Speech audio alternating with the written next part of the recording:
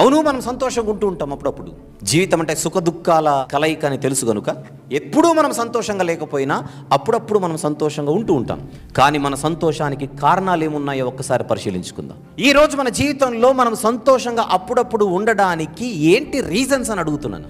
ఏ కారణాలను బట్టి మన జీవితంలో మనం సంతోషంగా ఉంటూ ఉంటాం? పరీక్షల్లో పాస్ అయితే సంతోషం, సంతోషానికి అదొక కారణం. ఉద్యోగం వస్తే సంతోషం, అదొక కారణం. జీతాలు పెరిగితే సంతోషం, అదొక కారణం. ప్రమోషన్ వస్తే సంతోషం, వ్యాపారంలో లాభం వస్తే సంతోషం, అనుకున్న వారితో వివాహం అయితే సంతోషం, పిల్లలు పుడితే సంతోషం, కొత్తిల్లు కట్టుకుంటే సంతోషం. మన జీవితాల్లో మనకు కూడా సంతోషం ఉంది, లేదని కాదు. కానీ మన సంతోషానికి అసలు కారణంగా ఏం కనపడుతుంది? సంఘము వెలుపటి వారి గురించి కాసేపు పక్కన పెడితే, సంఘము లోపల ఉన్నటువంటి మన గురించి మనం ప్రశ్నించుకుంటే, పరిశీలించుకుంటే, మనందరి జీవితాలలో, మన దైనందిన జీవితాల్లో మన సంతోషానికి కారణం ఇదిగా కనబడుతున్నదా అని అడుగుతున్నాను ఒక చిన్న సామాన్య సేవకుడిగా. Are we all happy in our lives just because of this reason and this core reason, soul reason? ఈ కారణాన్ని బట్టి నేను సంతోషంగా ఉన్నానని గుండె మీద చెయ్యి వేసుకొని మనం ఎవరైనా నిజాయితీగా ఆన్సర్ చెప్పగలమా? ఏమండి, చాలా హ్యాపీగా ఉన్నారు ఈరోజు మీరు అని ఎవరైనా అడిగితే, నా కోసం యేసుప్రభు ఒకరోజు పుట్టాడండి అందుకే హ్యాపీగా ఉన్నాను అని ఎప్పుడైనా మనం చెప్పామో? చెప్పండి. నెవర్. ఏంటో అయ్యగారు చాలా హ్యాపీగా ఉన్నారు ఈరోజు అని అంటే, నా కోసం దావీదు పట్టణం మందు 2000 సంవత్సరాల క్రితం నాకు రక్షకుడు పుట్టాడు, just for me, just for my sake, నా కొరకు పుట్టాడు, అందుకే ఐఎమ్ వెరీ హ్యాపీ అని ఎప్పుడైనా చెప్పామా? ఏంటి చాలా హ్యాపీగా ఉన్నారంటే, ఈరోజు మా బాస్ చాలా హ్యాపీగా నాతో మాట్లాడాడు అందుకు నేను హ్యాపీ. మా బాసే నాకు ఫోన్ చేసి చెప్పాడు, నువ్వు ఉద్యోగానికి రావాల్సిన అవసరం లేదు, 2 రోజులు లీవ్ తీసుకో అన్నాడు. Very happy.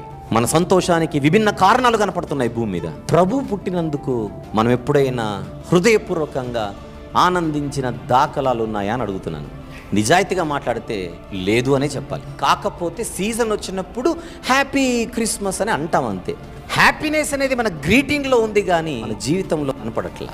హ్యాపీ క్రిస్మస్ అనే వ్యక్తి ఎవరైతే ఉన్నారో ఆ వ్యక్తి నోటికి మాత్రమే ఆ హ్యాపీనెస్ పరిమితం అవుతుంది. జీవితంలో క్రిస్మస్ను బట్టి హ్యాపీగా ఉన్నటువంటి పరిస్థితి అయితే దాదాపుగా ఎవరి జీవితాల్లో కనబడడం లేదు. This is the time we need to introspect. ఏదో డిసెంబర్ రాగానే, ప్రతి ఏటా క్రిస్మస్ రాగానే మనం సెలబ్రేషన్స్ మూడ్లోనికి వెళ్ళిపోవడం కాదు. Have we really understood the true meaning of the birth of the Lord Jesus Christ? యేసుక్రీస్తు ప్రభు వారి పుట్టుకకు సంబంధించినటువంటి నిజమైనటువంటి పరమార్థాన్ని నిజంగా మనం అర్థం చేసుకున్నామా అని అడుగుతున్నాను.